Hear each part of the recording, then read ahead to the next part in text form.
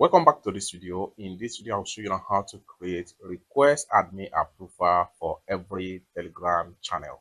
Let me show you how. So the very first thing you want to do is to go ahead and open up your Telegram app.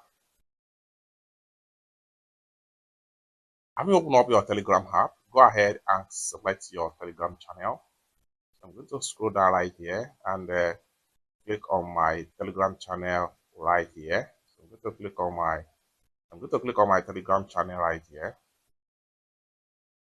Next thing you want to do is to go ahead and click on the Telegram name. Top right here. Go ahead and click on channel settings. Then scroll down right here. Go ahead and click on invite links.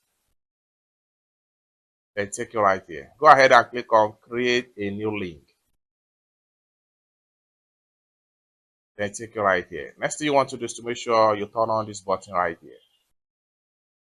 Once you turn on this button, go ahead and enter your link name right here.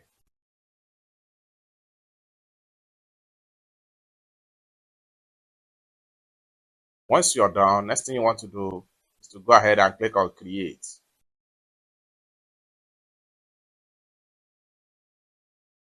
Now you have the link right here. Click on here to open the link.